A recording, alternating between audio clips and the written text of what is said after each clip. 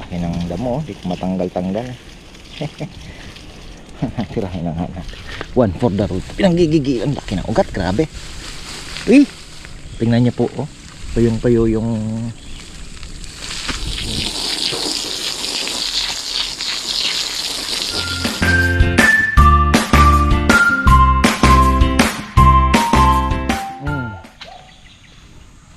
Ayan na, magandang buhay. Wow, may puti ah. Patay na naman yata ang ating tilapia. So far okay naman po yung mga isda natin. Ayan, tayo naman ay kahapon di ako nakapagdilig. Kagabi, sabi ko the best talagang magdilig mga 8 o'clock. Ganyan na. Kasi, although, o kaya hapon, mga 4, para libre pa ang ating kuryente. Kumbaga, puro solar pa po ang gumagana. Ayan, kagabi hindi na ako nakapagdilig. Napakaganda ng ano. May video si Bebe ng si Chichi nakasakay sa Kartilya na andito kami, rough road pa yan. Ito puro mangga pa. Ang lilim pa dito. Nakaganon pa oh. Yung mahogany. 5 years ago. Hindi lang. 6 years ago. Ganun po katagal na yung video na yun. At syempre payat pa tayo. Given na yan. Ayan, dilig-dilig muna tayo. Hindi pa ako nagtatanim. Sabi ko maghihintay na ako ng tag-ulan at saka natin naayusin yung anong yan, ulan. Hindi naman tag-ulan na tag-ulan, tipong medyo gumanda-ganda na panahon. Kasi nga ang ano natin is sobra po talagang init. Ang hirap. Laki na ng ating mustasa. Yung mga damo nga hindi ko mamaasikaso. Kailangan natin magdilig muna. Kami po ay paalis ngayon, kaya yung mga tropa natin pasensya na po kayo. At yung flight natin ay medyo maaga. Normally po kasi pag Sunday aalis kami, yung flight ay hapon na. Ngayon alanganin. So si Bebe naman na ando na sa lechonan, nagbigay na ng mga instruction, mga kailangan ayusin. Si Mama Bet naman ang magmo-monitor. Ayan, so sa mga gusto pong mag shout out, may video naman, i-video ni Ronald. Si Ronald po ang in charge. Ayan, ayusin natin tong gulayan na to pagka mas maluwag na po tayo.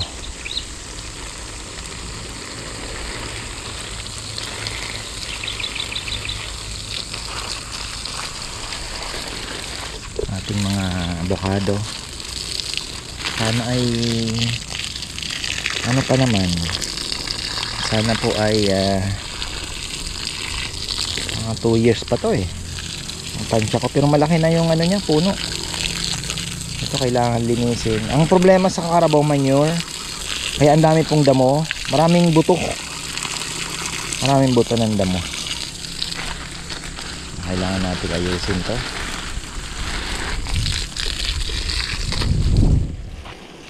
Ng damo, di ko matanggal-tanggal. Tirahin na nga natin.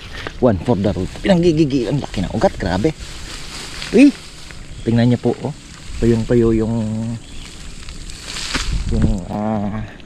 ilalim. Yan ang nagagawa ng summer, yung tag-init. Kaya yung dilig mong ganyan, halos sa ano lang po ang nama, kaunting sapat lang na pang ilang oras ng halaman. Unlike doon sa tag-ulan, talagang basa po lagi yung ano, ang ganda nung tubo. Ito ang hirap. Siguro magko-consume ka dito ng mga 15 minutes para lang masabi mo talagang ano, sayang tong mga kangkong natin, ang gaganda na. Kailangan ng ma-harvest yun.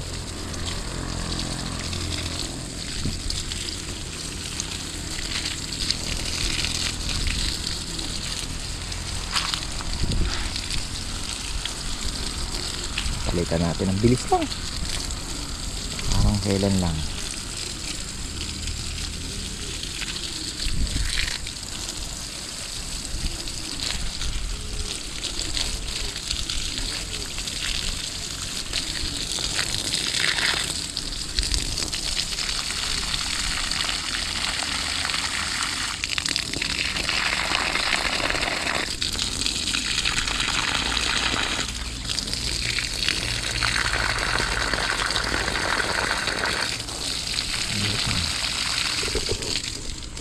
ganda oh. Kailangan ko na pong harvestin yung saging. Si mama nangihingi pala. Nakita daw yung post ko. Talaga naman bibigyan ko siya. Kaya lang doon sa anong yun. Sabi ko yun doon na sa dalawa. Baka harvestin na po namin yan. Bibigyan ko siya bago ako umalis. Tapos kangkong din.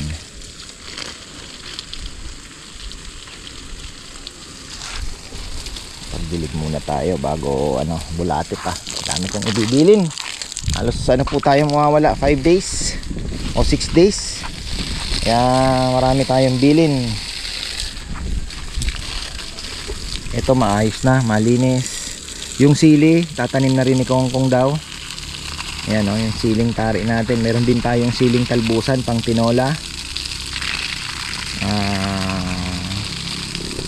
Kailangan na rin pong maitanim.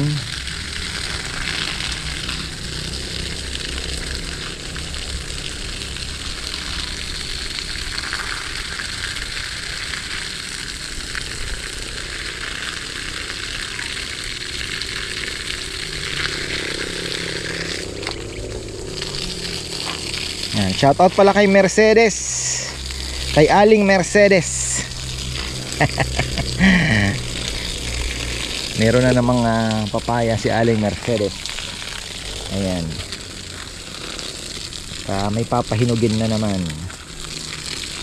Etong hindi po pwedeng lagyan ng papaya. Itong bilog sana. Pinag-iisipan ko din. So mukhang alanganin taniman yan. Kasi tataniman muna natin yan Hindi naman natin yan pa gagalawin. So kailangan nating taniman. Pag tag-ulan, mas mataas po ang tubig. Baka hindi po kakayanin ng papaya. Malulunod yung papaya dyan. Abutin niya yung tubig mabubulok po yung ugat. So kailangan natin dyan is mga vegetable lang na kagaya ng talong siguro. Kaya lang talong ang dami na kaya maganda. Iisip ko nga kalabasa naman baka magtawiran doon sa mahirap Ang dami ko din palang ibibilin kay Rambo. May sising-singan siyang kalapate. Pagkain ng kalapate, siya na muna ang in charge. At least na andito. Tapos ano pa ba? May mga inakay na tayo. May sing-singan na yun. May sing-singan na lang. May sing-sing tayong 10 piraso dyan. Itong mga saging natin, kaunting alaga pa to. Ang abangan po natin dito sa mga saging na tong inilipat, hindi ito. Yan, magbubunga naman po yan. Pero ang aabangan natin yan, yung susunod na saha niya. Yan ang aabangan natin dahil mas maganda yun. Yung bagayan na dyan na pinanganak. Yun dyan na pinanganak.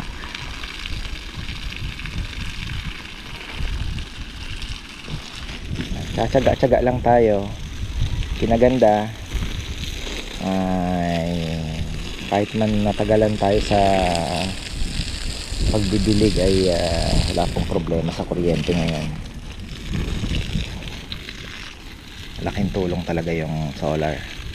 Kaya kung may budget naman po kayo at feasible sa inyong bahay, meron namang natatabi, imbis na itabi nyo, invest nyo sa solar.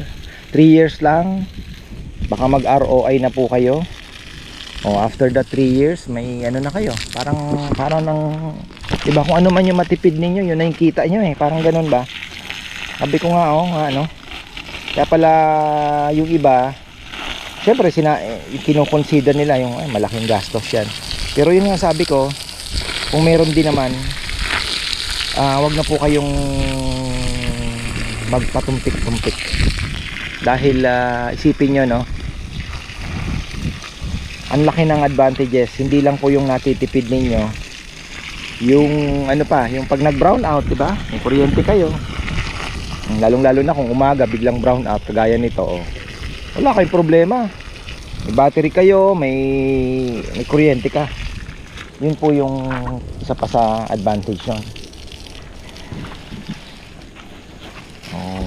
Talagang makakapagluho ka, makakapagpa-aircon ka. Sabi ko nga, kayang-kayang ngayong magpa-centralize sa bahay. Kaya lang nagtingin ako ng aircon sa SM nung bebe, mahal din pala ka ako.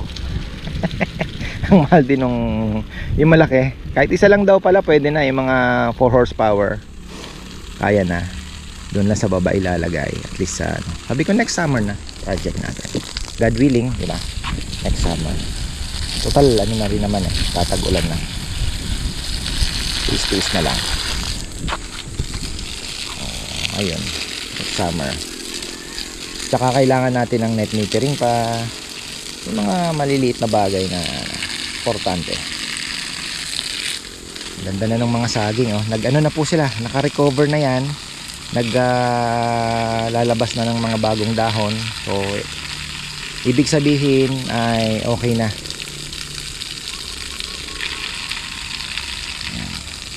Okay na yan. At itong ating mga nyug dito maganda. Ito aalagaan natin. Kailangan natin malagyan to ng asin bago magtag-ulan. Triple 14 and salt. Yan naman po ang i-abono natin dito sa mga niyog natin. Bilis ng ating mga lemongrass. Solid na. Tayo kakapusin. Pero magpapadagdag pa ako dito sa dyan, nagtag-ulan. Magilid lang dyan sa kabilang side. Maglalagay tayo para na talagang di na tayo kakapusin. December ba, ganda na ng saging, didilig din po kasi yan. Sinasama ko na sa dinidilig ko. At sabihin mong saging lang yan, talagang tapos yung nutrients nung Carabao manure na linagay natin din na kukuha niya na.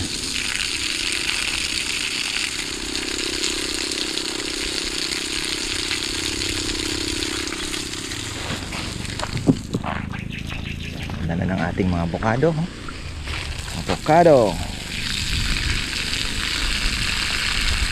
Pero next season baka po magulat tayo, mamumulaklak na po ito. Hindi ko lang alam, baka matukso tayong magpatuloy. Hindi natin, titingnan natin kung gaano ang ilalaki niya. Tingnan natin kasi next season baka nasa 2.5 years na rin naman siya nun. Kasi almost more than 1 year na rin ata itong ating avocado. Hindi ko masyadong matandaan, pero kailan ba natin tinanim to? Parang more than 1 year na rin naman.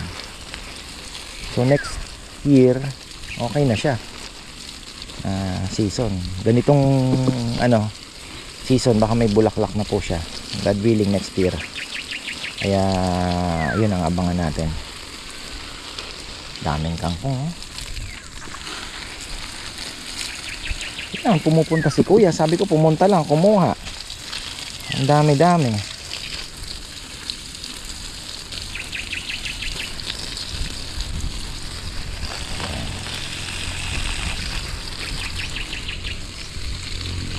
Namin yung mga anak ni Kabono. Enjoy naman po sila dito. Next year, God willing, sa susunod nilang bakasyon, dahil mukhang syempre naman po nila, na-enjoy naman po nila yung bakasyon dito. Ay yung roof deck, lalagyan ko ng TV with PlayStation. Tapos yung setup sa taas, para sa gabi meron silang parang lalagyan natin ng may ilaw naman dyan, so lalagyan natin ng may mabibili ng mga lutuan. Tapos pwede na silang parang mag camping dyan sa taas, para naman maging masaya yung mga bata, syempre with my kids too. Ayan. Ayan yung mga plano ko sa kanila sa taas. Tapos may mga table na alam niyo na, yung parang picnic. Ayan. Tapos sa gabi, hindi pang umaga umaga mainit po ang gabi nila, hapon, ganyan. Para doon na sila, ano, tambay-tambay na. Tapos ito nga, ang ganda din itong gawing parang campsite. Yan, ito. Yan. Ayusin din natin yan, God willing. Ano lang, bubuelo lang tayo. Ay.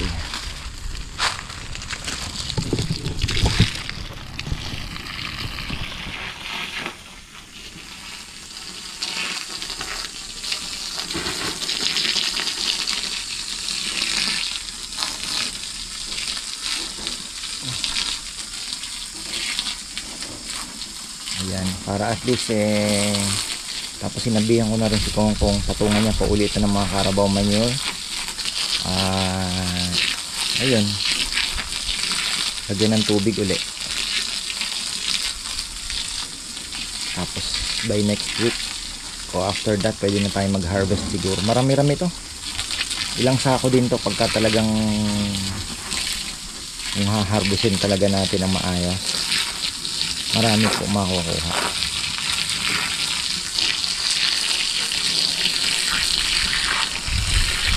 Pwede naman kasing kuhanin lahat ito, salain, tapos lipat muna yung bulate dito sa kabila, yung African night crawlers natin. Then prepare na naman ang bed. Tapos pag nag-harvest, lipat na naman yung ibang bulate. So ganun lang ang pwede mong gawin.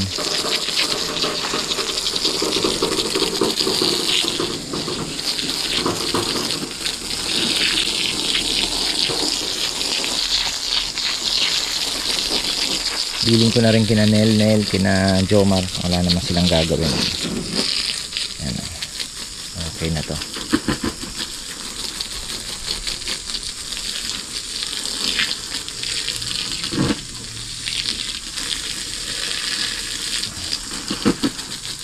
Kiyambo, binibilin ko din to kasi basa-basa ka ako.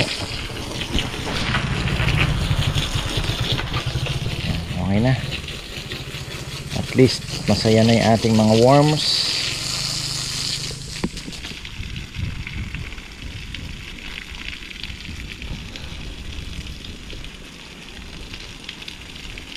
Didilig na tayo ng ating mga langka. I think masaya naman na to. Naman tayo nakikita ang problema. Ganda naman yung kanyang mga dahon, dark green. Makarecover ng maayos. Ito yung ating grafted. Mas maganda sa kabila, yun lang ka. Mas maganda sa kabila. Ito yung ating bayabas, nilipat na pala yan. Meron na namang mga patay na isda. Ilang piraso lang naman.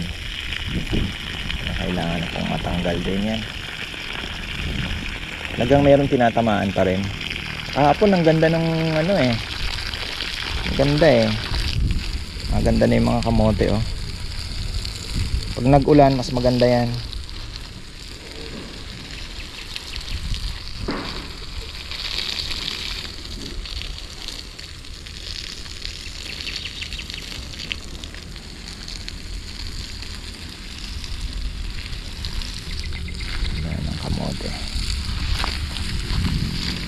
Bulate natin pala, anuhin ko din.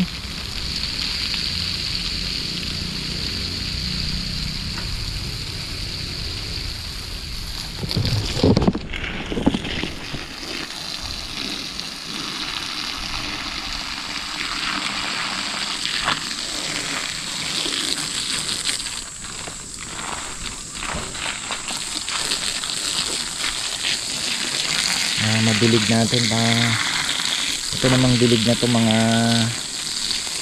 kahit 2 days nilang hindi diligin to, okay to. Pero maganda, madilig araw-araw, wala naman pong insekto. Ganda na ng bayabas. Kailangan natin mapag-aralan kung paano balot. Maganda papel. Yung plastic po kasi mainit yon. Pangit sa plastic, mainit. Tapos yung moisture, mabubulok yung ano mo, yung bayabas. Ang papel dry. Problema naman sa papel pag tag-ulan. So talagang may mga advantages at disadvantage. Baka sa tag-ulan pwede plastic. Pag araw naman pwede ang papel. Baka ganun po, pwede siguro ano. Sarap ng buhay nyo. Laki na ang puno Ito po hindi natin patataasin. Hanggang dito na lang tayo. Ano yan? Ipupruning po natin yan. Actually ito kailangan na ng pruning yung mga nasa ilalim kailangan natin tanggalin yan. Pipili lang tayo ng sanga. Pero masarap kasi tingnan pag mayabong. Pero kailangan pong putulin talaga. Ayun yung papaya natin kawawa. Kung baga sa ano to yung papaya natin na yan. Tawag dito. Na 3rd degree burn.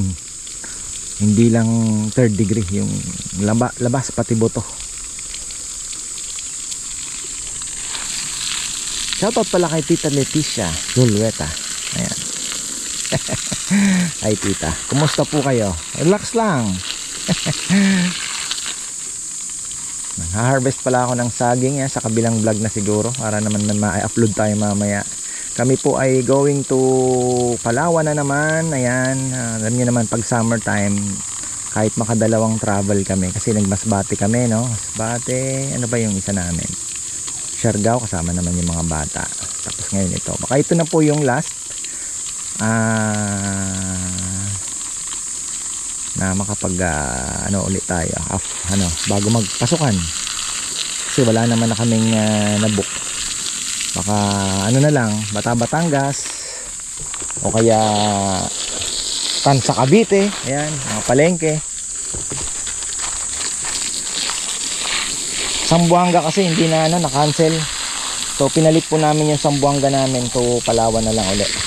At mapasyalan natin yung Nara Palawan, isa sa mga dream market natin mapuntahan. Yan, opla. Kaya lang napakabait natin kaibigan na si Gian. Nag-arrange pa ng tour guide. Ayan, so ayan, marami pong salamat mga ka-farmer. Yan pong natin ngayon, at least nadiligan ko bago man lang. May miss ko kasi yung aking mga parang mga anak ko din ang mga halaman ko naalala mo yan ikaw ay malayo. Kumusta na kaya yung ganito, kumusta na kaya yung ganyan.